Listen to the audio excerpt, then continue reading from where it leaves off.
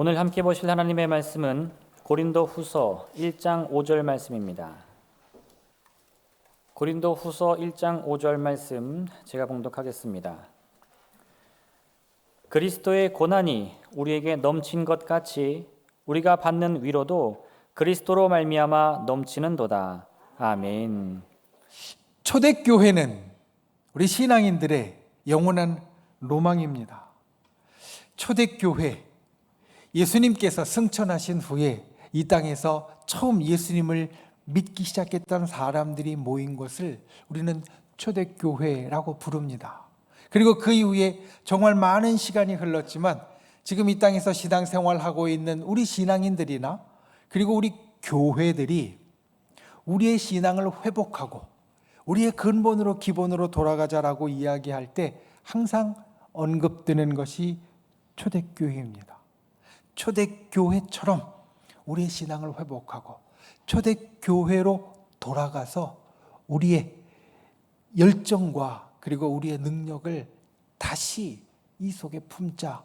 우리는 이런 이야기를 많이 합니다.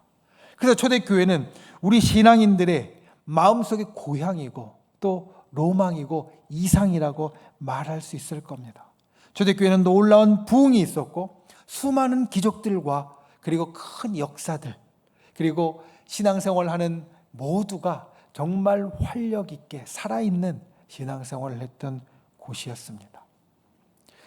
그런데 우리가 초대교회에 대해서 생각할 때 쉽게 잊는 것이 있습니다. 쉽게 망각하는 것이 있습니다. 그것은 초대교회 분명히 이와 같은 좋은 것들이 있었는데 놀라운 부흥이 있었고 수많은 기적과 역사가 일어났고 그리고 정말 살아있는 신앙이 있었는데 그런데 초대교회에는 또한 고난과 어려움이 있었다는 겁니다. 초대교회는 박해와 순교로 대표되는 고난들이 있었고요. 그리고 복음을 전하는 데 있어서 복음을 전하는데 그리고 신앙생활을 하는 데 있어서 우리가 생각하지 못하는 큰 어려움들이 있었습니다. 바울이 말씀을 전할 때 당시에 문화소라고 이야기할 수 있는 아덴에 가서 말씀을 전할 때 광장에서 하나님에 대해서 이야기하는데 굉장히 큰 어려움을 겪었었고요. 그리고 우리는 지금 이렇게 편하게 그리고 정말 자유롭게 예배를 드리지만 초대교회는 그와 같이 예배할 장소가 없어서 또 자유롭게 예배하기가 어려워서 집에 모여서 예배하고 말씀을 듣다가 다락방에서 깜빡 졸던 청년인 유두고가 떨어져 죽는 경우도 있었습니다. 사실 초대교회의 고난은 우리가 지금 생각하고 우리가 경험하는 고난, 그 고난과는 차원이 다른 고난이었다는 겁니다. 오늘 우리가 나누기 원하는 것은 이것입니다. 분명히 초대교회에 고난이 있었습니다. 우리가 쉽게 잊어버리지만 초대교회는 조금만 생각해도 떠올릴 수 있는 큰 고난들이 있었고 어려움들이 있었습니다. 그런데 그 고난과 어려움 속에 있었던 초대교회 성도들 그리고 교회의 마음이 어떠했기에 긴 시간을 흘러서 우리가 초대교회를 생각하면 좋고 이상적이고 로망의 모습들만 남아있는지 분명히 그들에게 큰 고통들이 있었는데 우리가 생각할 때에는 그 당시에 놀라운 부흥과 그리고 큰 역사와 축복들만 가득 찬 것 같이 보이는지 그들에게 과연 무엇이 있기에 또 그들 마음에 무엇을 담았기에 이와 같은 일이 있었는가 오늘 우리가 이걸 함께 나누고 보길 원합니다. 그래서 초대교회를 우리가 생각할 때 그들의 그 모습 그들이 처음 보였던 그 모습처럼 우리도 우리 시대에 닥친 또 우리의 시간 가운데 닥친 고난 속에서 우리가 어떤 마음을 갖고 또 어떤 행동을 함으로 우리의 저 먼 후대에는 초대교회 성도들이 그 고난과 어려움 가운데 가졌던 마음과 행동으로 인해서 긴 후대인 우리는 그들의 좋은 모습을 기억하는 것처럼 오늘날 우리가 경험하는 우리 고난과 어려움 가운데 우리가 어떤 마음과 무슨 행동을 해야 우리의 먼 후대도 우리를 향하여 좋은 마음을 좋은 모습을 기억하게 될 것인가.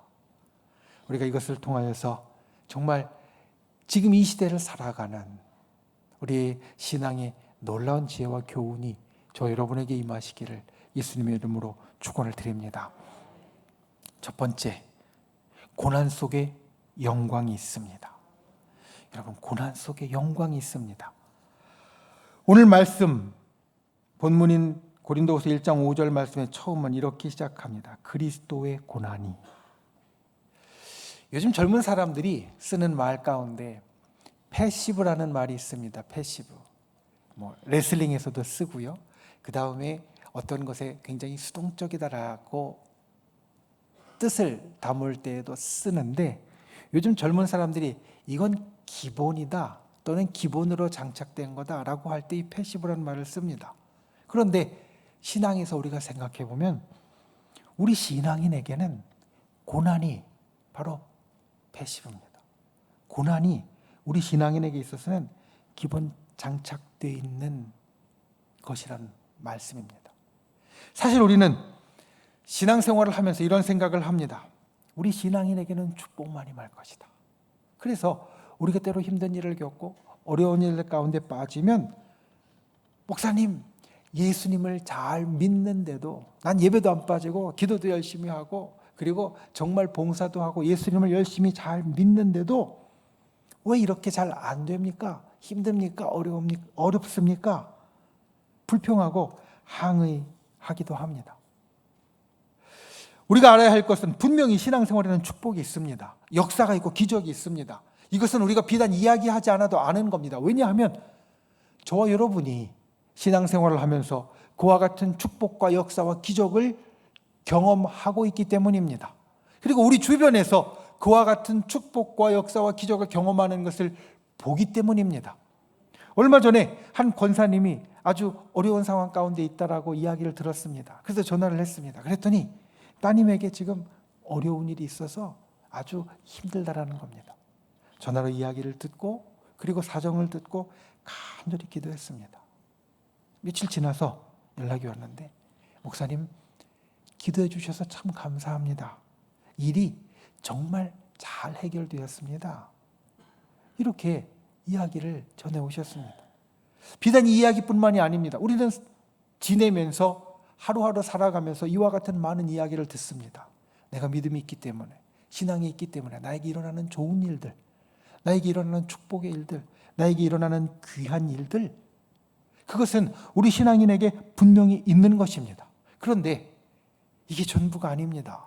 축복이 전부가 아닙니다. 오히려 우리 신앙인에게는 축복보다 고난이 먼저라는 사실을 오늘 말씀은 우리들에게 이야기해 줍니다. 그리스도의 고난이라는 이야기로.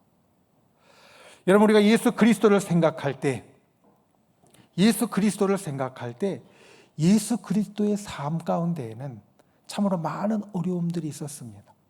분명히 성자 하나님으로 또 독생자 하나님의 아들로 이 땅에 오신 예수님의 사역은 순탄했어야 당연할 텐데, 실제로 공생의 사역 가운데 예수님은 많은 고난을 겪었고요. 결국은 십자가 위에서 제일 큰 고난을 당하시고 돌아가셨습니다. 예수님에게 고난이 정말 컸습니다. 예수님에게 뿐만 아닙니다. 오늘 말씀을 전하는 바울과 사도들도 그랬습니다. 초대교회 지도자들, 예수님의 제자들, 그들에게 있어서 고난은 너무나 당연한 것이었습니다. 선교 여행을 하는데 자기의 생업도 다 내려놓고 하나님의 말씀을 전하러 선교 여행을 갔는데, 선교 여행 곳곳에서 바울과 그리고 사도들과 일행들은 어려움을 겪습니다. 괴로움을 겪습니다. 큰 고난을 겪습니다. 그러니 예수님이 걸어가신 길도 고난이 있는 길이었고, 사도들과 제자들이 걸어가는 길도 고난이 있는 길이었고, 또 우리가 로망으로 삼는 초대교회 성도들의 삶도 고난이 있는, 정말로 예수 믿다가 잡혀가면 잘못하면 목숨까지도 각오해야 하는, 순교까지도 각오해야 하는 그러한 고난이 있는 시대였다면, 우리 믿는 사람에게 있어서 고난은 기본이라고 이야기할 수 있을 겁니다. 그러니 고난이 우리들에게 왔을 때 우리는 우울할 이유도 없고 겁을 먹을 필요도 없고 도망갈 이유도 없습니다. 고난이 우리들에게 있습니다. 하지만 그 고난은 고난으로 끝나지 않기 때문에 예수님의 고난을 생각할 때, 사도들과 제자들의 고난을 생각할 때, 그리고 초대교회 성도들의 고난을 생각할 때 그 고난은 고난으로 멈추고 고난으로 끝나는 것이 아닌 것을 우리가 너무나 잘 알기 때문에 고난은 고난으로 끝나지 않고 영광과 축복으로 이끈다는 것을 우리가 너무나 잘 알기 때문에 우리는 고난 앞에서 우울할 것도 없고 겁을 먹을 것도 없고 도망갈 필요도 없다라는 겁니다. 예수님은 십자가의 고난 앞에서 겁먹지 않고 도망가지 않으셨습니다. 그 고난을 당당히 마주서서 이겨내셨고 우리의 구원을 이루어내셨습니다. 사도들과 바울도 고난에 마주했습니다. 선교행에 어려움이 있다고 되돌아가지 않고 포기하지 않았습니다. 계속해서 말씀을 전하며 또한 기적을 일으키는 그 모든 일들을 통하여서 전 세계 복음을 전했고 오늘날 우리에게까지 축복의 미래를 이어주었습니다. 여러분, 고난은 이와 같이 영광으로 이어집니다. 이것을 고난 속에서 우리가 절대로 잊지 말아야 합니다. 흔히 우리가 환난과 고난을 당하면 먼저 원망하고 불평하게 됩니다. 아마 믿음이 좋은 분들은 이런 생각을 해본 적이 있을 겁니다. 고난이 우리에게 왔을 때 하나님, 고난이 지금 나에게 있지만 하나님은 나에게 좋은 것으로 축복으로 바꾸어 주시고 그리고 그것을 허락하여 줄 것을 뻔히 아는데, 그런데 하나님이 고난 안 주시면 안 됩니까? 괜히 병 주고 약 주고 하시지 말고 약만 주시면, 축복만 주시면 안 되겠습니까?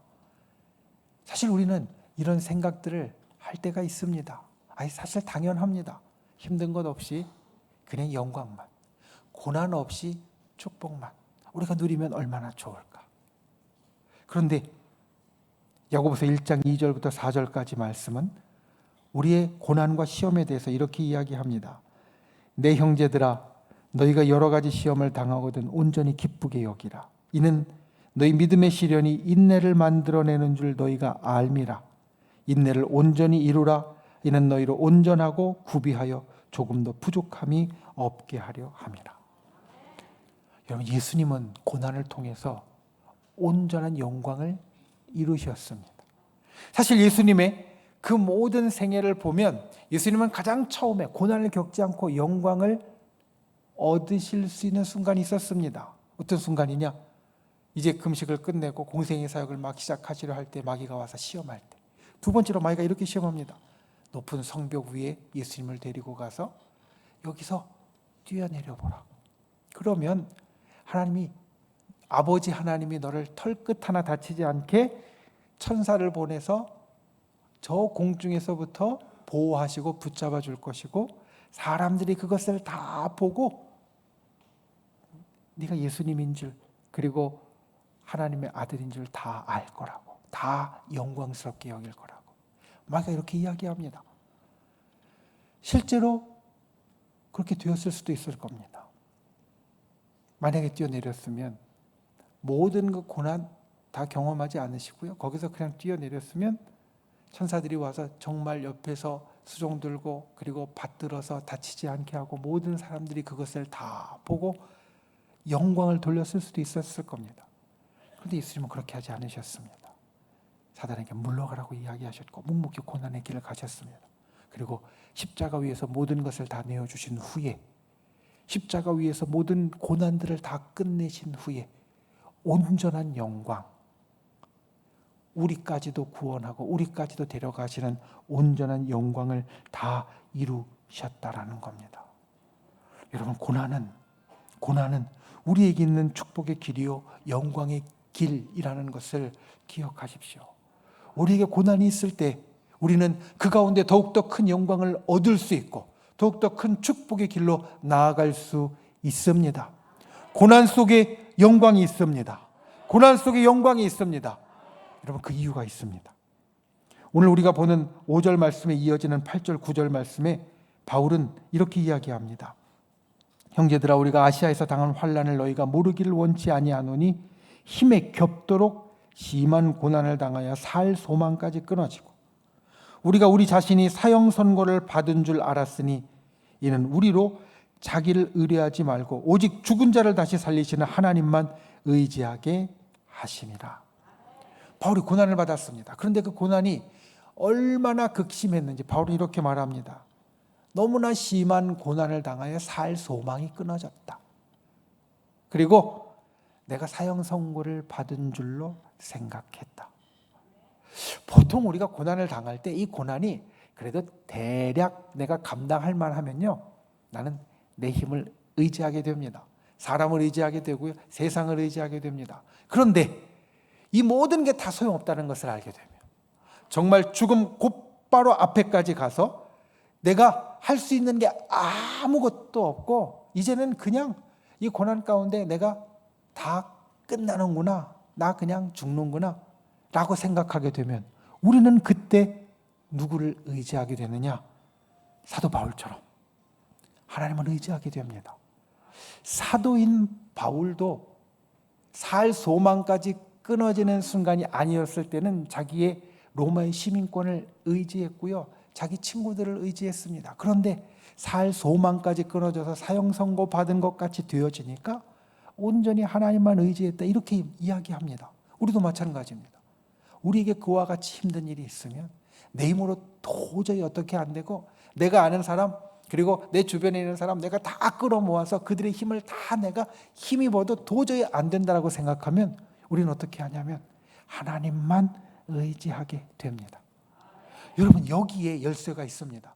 고난 속에 영광이 나타나는 것은 우리가 내 힘을 의지하지 않고 하나님만 의지하기 때문입니다. 우리가 내 힘을 붙잡지 않고 하나님만 온전히 붙잡기 때문에 하나님께서 우리들에게 주시는 놀라운 역사와 그리고 축복과 영광이 그 속에 드러나게 되어지고, 고난 속에 우리가 영광을 누리게 되어진다는 겁니다. 세상을 사는 신앙인의 고난은 피할 것이 아닙니다. 세상을 사는 우리 신앙인의 고난은 어떻게 보면 당연한 것입니다. 우리가 그 속에서 하나님을 의지하면 오히려 그 고난은 우리를 더욱더 빛내는 순간이 되어집니다. 우리 신앙인에게 있어서 고난이라는 것은 우리를 누르고 죽이는 것이 아니라 오히려 하나님을 의지하는 순간이고, 하나님을 의지하기 때문에 우리가 더 빛나고 두드러지고 그리고 높이 올라가는 그러한 기회가 되어집니다. 고난이 우리에게 넘친다면, 특별히 신앙 때문에 나에게 고난이 있다면 여러분, 이걸 바라보십시오. 아, 내가 예수님의 길을 따라가고 있구나.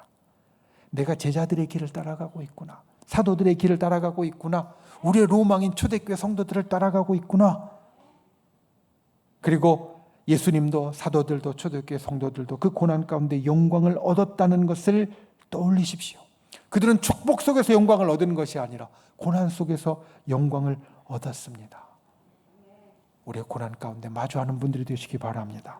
도망가지 말고 담대히 맞서는 분들이 되시기를 바랍니다. 그리고 우리의 고난 속에서 예수님처럼 영광을 얻는 분들이 되시기를 바랍니다. 사도들처럼 영광을 얻는 분들이 되시기를 바랍니다. 초대교회 성도들처럼 영광을 얻는 저 여러분이 될 수 있기를 예수님의 이름으로 축원을 드립니다. 두 번째, 고난 속에 넘치는 위로가 있습니다. 고난 속에 넘치는 위로. 오늘 말씀의 처음은 이렇습니다. 그리스도의 고난이 우리에게 넘친 것 같이. 그리스도의 고난은 영광의 고난이라 말씀드렸습니다. 그리스도의 고난은 정말 온전한 구원을 이루고 온전히 하나님의 아들 되심을 드러낸 영광의 고난이었습니다. 우리도 고난 가운데 영광을 얻습니다. 참 좋은 겁니다. 그런데 그러한 일이 있을 때 우리는 이런 생각을 하게 됩니다. 목사님, 다 좋은데요. 다 좋은데요. 그 영광이 너무 멀어요. 지금 내가 겪는 고난이 힘드니까 분명히 고난 끝에 영광이 있다는 것을 아는데 그 영광이 저 멀리 가물가물하게 보입니다. 그러니 때로는 목사님, 저 그때까지 못 버팁니다. 하나님, 저 그때까지 못 버팁니다. 이런 이야기가 우리 마음에서, 우리 입술에서 나오게 된다는 겁니다. 고난 속에 영광이 있습니다. 그런데 때로는 그 고난 속의 영광이 우리를 생각할 때 너무 멀고 지금 이 고난이 너무나 우리에게 극심합니다. 그래서 예수님은 또 하나의 약속을 우리들에게 주십니다. 그리스도의 고난이 우리에게 넘친 것 같이 오늘 5절의 하반절을 보면 우리가 받는 위로도 그리스도로 말미암아 넘치는도다. 고난의 영광과 동시에 오늘 말씀에서 우리들에게 주시는 약속, 고난을 경험하는 우리들에게 위로가 넘친다라는 말입니다. 신앙인에게 고난이 패시브입니다. 고난이 기본입니다. 그런데 또 신앙인에게 고난이 기본인 것만큼 신앙인에게 부어주시는 넘치는 위로가 있습니다. 왜냐하면 예수님께서 우리 속에 계시기 때문입니다. 예수님께서 우리 속에 계시기 때문에 그 고난의 길 가운데 함께 하시기 때문에 주님은 우리를 그냥 내버려 두지 않으시고 우리 가운데 위로를 베풀어 주십니다. 이유가 있습니다. 예수님이 그냥 우리에게 사랑으로 베풀어 주시는 것이 아니라 성경은 이것을 체휼이라고 말합니다. 예수님이 우리를 체휼하시기 때문에 우리에게 위로를 베풀어 주신다. 체휼이라는 말을 찾아보니까 이렇게 그 뜻이 나옵니다. 처지를 이해하여 가엾게 여기는 것. 그러니까 예수님이 우리에게 위로를 베푸시는 이유가 그냥 우리를 가엾게 여기셔서만, 우리를 그냥 가엾게 불쌍하게 여기셔서만 그런 것이 아니라 예수님이 그 길을 이미 걸으셨기 때문에, 이미 그 길을 예수님이 걸어가셨기 때문에, 그 모든 고난을 우리처럼 경험하셨기 때문에 우리의 처지를 깊이 이해해서, 우리의 처지를 깊이 이해해서 우리에게 위로를 베푸신다는 말입니다. 요즘 젊은 사람들에게, 젊은 부부들에게 아주 인기 있는 육아 프로그램이 있습니다. 아이가 좀 문제가 있고 좀 많이 힘든 경우에 그 아이를 어떻게 하면 그 문제에서, 힘든 것에서 좀 벗어나게 할 수 있을까? 좋아지게 할 수 있을까? 금쪽이라고 부르면서 아이가 나오고요. 그리고 이 아이 때문에 아주 힘들어하는 엄마 아빠가 나옵니다. 그런데 이게 젊은 사람들이 볼 때 인기가 있는 게 단순히 그냥 자기가 구경꾼처럼 저 멀리 떨어져서 이 아이의 행동 보고 재미있고 이 엄마 아빠의 고민을 보고 좀 교훈이 될 만하고 이래서 그런 게 아닙니다. 이 아이의 행동이 좀 문제가 있는데 알고 보면 우리 아이도 그런 문제가 조금씩은 다 있고, 이 엄마 아빠가 이 아이 때문에 마음이 아프고 굉장히 힘들어 하는데 생각해보면 나도 그것 때문에 되게 힘들고 어려웠었어. 마음에 공감이 가니까, 내 일이니까, 구경꾼처럼 남의 일이 아니라 내가 날마다 경험하는, 우리 아이와 경험하는 내 일이니까 내가 공감이 가서, 그래서 이럴 땐 어떻게 하나 배우기도 하고요. 내가 어떻게 도움을 받거나 줄 수 있을까 생각도 하면서 인기를 얻는다는 겁니다.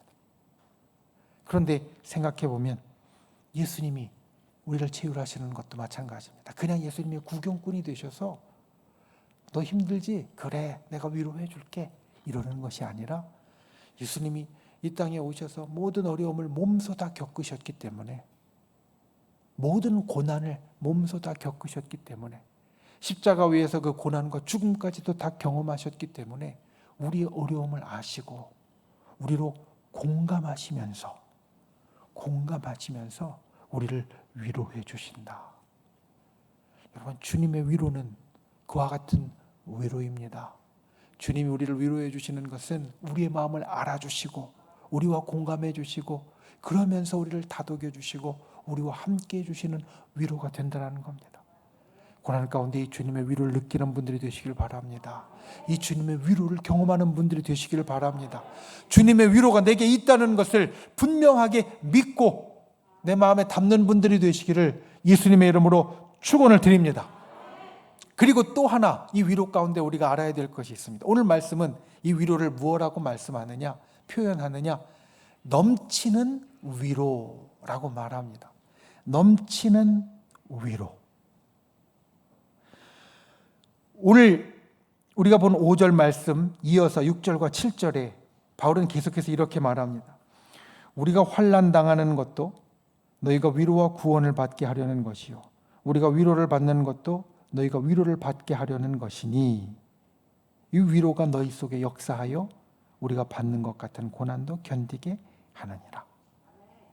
자, 넘치는 위로는 충분한 위로를 넘어서는 겁니다. 하나님께서 나를 위로해 주실 때, 예수님이 나를 위로해 주실 때 그 위로가 내게 충분한 데서 멈출 수 있습니다. 그냥 그릇으로 따지면 내 그릇을 가득 채우는 것으로, 이 고난의 그릇을 가득 위로로 채우는 것으로 멈출 수 있습니다. 그런데 예수님은 이 위로를 넘치게 주신다라고 말씀합니다. 충분한 게 아니라 이 그릇을 넘어서 바깥으로 나아갈 만큼 주신다라고 말합니다. 그리고 나서 바울은 조금 전에 읽은 6절과 7절 이렇게 이야기한 겁니다. 우리가 환난 당하는 것도 너희를 위로하기 위함이고, 우리가 위로를 받는 것도 너희를 위로하기 위함이다.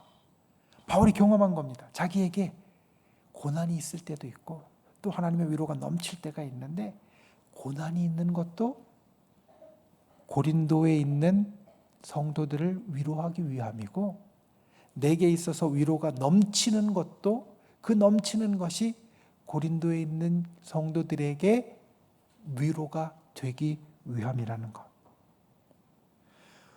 우리가 고난을 받을 때, 우리에게 고난이 있을 때 예수님의 넘치는 위로가 우리에게 임한다고 하면, 그 위로는 단순히 나만 위로받고 나만 버티라고 주시는 것이 아닙니다.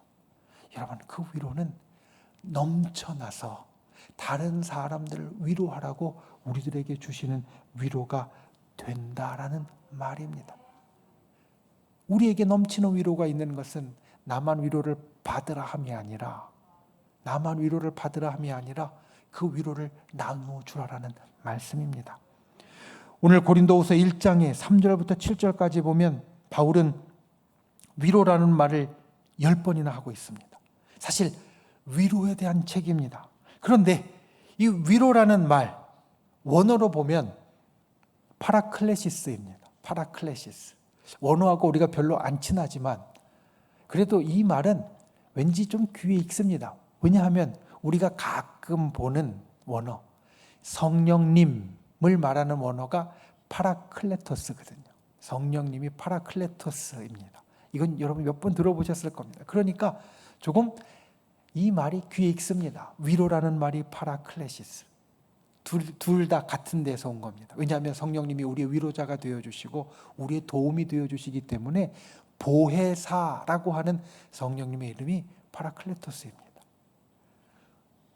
우리가 위로할 때 고난 가운데 있는 심령들이 성령님의 위로를 받는 것처럼, 우리가 위로할 때 우리도 그들의 심령 가운데 마치 성령님처럼 돕는 자가 될 수 있다.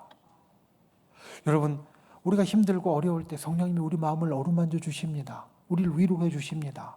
그런데 주님이 우리를 위로해 주시는 것, 거기에 더하여서 내 옆에 있는 권사님이 내 손 꼭 잡아주면서 힘들지, 힘내 이야기해 주시고, 지나가던 장로님이 어깨 툭툭 두드려 주면서 요즘 괜찮아? 어렵다라고 그랬는데 잘 이겨낼 거야.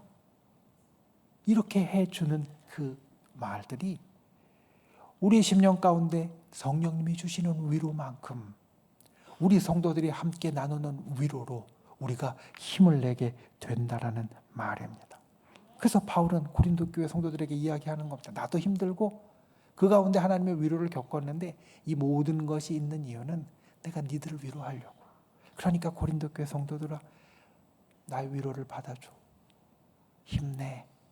다시 일어서고 다시 회복해. 이렇게 이야기하고 있는 겁니다. 고난 가운데 우리에게 위로가 넘치는 것은 우리로 소망을 주고 고난을 이기게 하실 뿐만 아니라 같은 처지에 있는 다른 성도들에게, 같이 고난을 겪고 있는, 그리고 같이 어려움을 겪고 있는 다른 성도들에게 위로를 주라 라는 이 주님의 말씀을 우리가 듣고 우리 삶 가운데 이룰 수 있는 분들이 되시기를 바랍니다. 고난이 넘침같이 위로가 넘친다는 말을 꼭 기억하십시오. 그래서 고난 중에, 환난 중에 예수님이 주시는 위로자이신 성령의 만져주심이 우리에게 있다는 것을 잊지 않는 분들이 되시기를 바랍니다. 그리고 또한 우리 속에 넘치는 위로로 여러분도 위로자가 되어서 성령님처럼 위로자가 되어서 함께 힘을 낼 수 있는 우리 모두가 될 수 있기를 예수님의 이름으로 축원을 드립니다. 말씀을 맺습니다. 사람들이 하는 말 가운데 햇빛이 늘 비치는 것은 사막이 된다라는 말이 있습니다. 여러분, 우리는 항상 날씨가 늘 맑고 그리고 화창하고 햇볕이 쨍쨍 나기를 바랍니다. 우리 인생에도 항상 맑고 개어있고 구름도 안 끼고 햇빛만 쨍쨍 내려지는 인생이 되기를 원합니다. 그런데 이 말은 사실입니다. 비도 오지 않고요, 구름도 끼지 않고 다른 것 아무것도 없이 햇볕만 계속 내려지면 그것은 다 말라서 사막이 될 수밖에 없다라는 말. 그래서 우리 인생에 고난이 유익한 이유가 있습니다. 특별히 우리 신앙인의 인생 가운데 고난이 유익한 이유 한 4가지를 말할 수 있을 겁니다. 첫 번째, 고난 때문에 우리는 진짜와 가짜를 알게 됩니다. 여러분, 고난이 우리에게 있으면 내가 이제까지 살았던 것이 진짜인지, 내가 가졌던 마음이 진짜인지, 아니면 그런 척 했던 건지 우리는 알게 됩니다. 그러니까 고난은 진짜와 가짜를 구분할 수 있게 해줍니다. 두 번째, 고난은 위로를 받게 해줍니다. 우리가 좋은 일이 있을 때도 사람들이 나에게 뭐라고 이야기를 해줄 수 있거든요. 근데 그건 축하라고 하지 위로라고 하지 않습니다. 고난은 내가 위로받을 기회입니다. 그리고 또 고난은 세 번째, 내가 위로할 기회입니다. 오늘 말씀 우리들에게 주시는 것처럼 고난이 우리에게 있을 때 위로가 넘치게 되어서 우리는 위로하는 자가 될 수 있다라는 말씀. 그러니까 고난이 우리에게 위로할 수 있는 기회입니다. 그리고 마지막으로 고난은 하나님을 의지하는 시간입니다. 내 힘으로 못하기 때문에, 내 힘으로 못하니까 하나님을 의지하게 된다. 이 고난의 시간 가운데 오늘 말씀에 우리가 나누었던 2가지를 꼭 기억하십시오. 첫 번째, 고난 속에 영광이 있습니다. 그러니 고난을 담대히 마주하는 분들이 되시기 바랍니다. 도망가고 겁먹고 피하지 않는 분들이 되시기를 바랍니다. 예수님은 고난을 마주하심으로 온전한 영광을 이루셨고 우리도 고난을 마주함으로 온전한 영광을 이루게 되어질 것입니다. 그리고 두 번째로 고난 속에 넘치는 위로가 있습니다. 고난 속에 우리를 체휼하시는 예수님이 우리를 넘치도록 위로해 주시고 그 넘치는 위로로 우리도 남을 위로해 줄 수 있다. 이것을 기억하여서 고난 속에 이 넘치는 위로를 담고 나눌 수 있는 저와 여러분이 되시기를 예수님의 이름으로 축원을 드립니다. 우리 시간 함께 기도하시겠습니다. 말씀을 생각하며 함께 기도하겠습니다. 주님, 우리 삶에 고난이 있습니다. 특별히 신앙으로 인한 고난도 있습니다. 그때에 오늘 우리에게 주신 이 말씀을 기억하게 하여 주시옵소서. 고난 속에 영광이 있다는 것을, 그리고 고난이 우리에게 넘치는 위로를 부어준다는 것. 주님, 이 고난을 이렇게 이겨낼 수 있는 자 되게 하여 주시고 오늘 말씀처럼 우리가 고난 속에 영광을 이루고 위로할 수 있는 자 되게 해달라고 기도하시고 또 우리의 믿음의 손을 우리 아픈 곳 위에, 병든 곳 위에 얹고 또 우리의 기도의 제목을 담은 가슴에 얹고 주여 이 시간 우리의 기도 가운데 응답하여 주시되 우리를 치료하시고 고쳐주시고 하늘의 놀라운 기적으로 우리를 붙잡아 달라고 주여 3번 부르신 후에 간절히 통성으로 함께 기도하겠습니다. 주여, 주여, 주여. 귀하신 아버지 하나님, 주께서 우리를 붙잡아 주시고 아버지 하나님 놀라우신 은혜와 영광이 우리 가운데 있음을 아버지 하나님 감사를 드립니다.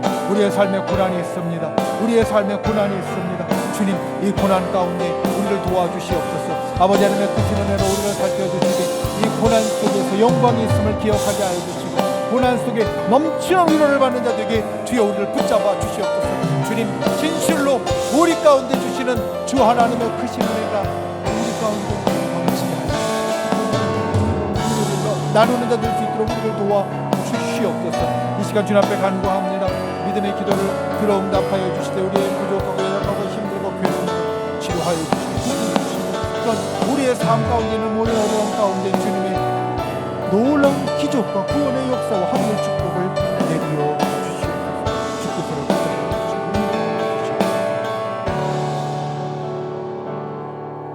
주께서 귀하신 주 하나님, 우리의 삶에 고난이 있습니다. 하지만 그 고난은 우리에게 영광의 길로 이끔을 기억하게 하여 주시옵소서. 예수님의 고난을 통하여 영광을 받으셨음을 기억하고 그 길을 따라가는 자 되게 하여 주시옵소서. 또한 고난은 넘치는 위로가 따른다는 것을 기억하게 하시고 고난에 있을 때마다 우리 속에 예수님의 넘치는 위로가 임하게 하여 주시고 그 넘치는 위로가 흘러서 다른 고난을 받는 믿음의 식구들에게 위안이 되게 하여 주시옵소서. 주님, 이 시간 믿음의 손을 얹었습니다. 우리 연약하고 병들고 아픈 곳 위에 믿음의 손을 얹었습니다. 우리의 마음의 소원 가운데 믿음의 손을 얹었습니다. 이 시간 응답하여 주시옵소서. 구원하여 주시옵소서. 치료하여 주시옵소서. 회복시켜 주시옵소서. 고쳐 주시옵소서. 나사렛 예수의 이름으로 명하노니 우리를 둘러싼 모든 어둠의 세력들은 묶음을 놓고 떠나갈지어다. 사라질지어다. 물러날지어다. 주여, 진실로 하늘의 놀라운 기적과 역사와 구원을 우리의 삶 가운데 이루어 주시옵소서. 돌아가는 발걸음 지켜주시고 하루하루의 삶 가운데 고난이 있다 할지라도 그 속에 영광을 보게 하시고 주의 놀라운 넘치는 위로를 담는 우리 모두가 되도록 주여 인도하여 주시옵소서. 예수님의 이름으로 간절히 기도하옵나이다. 아멘.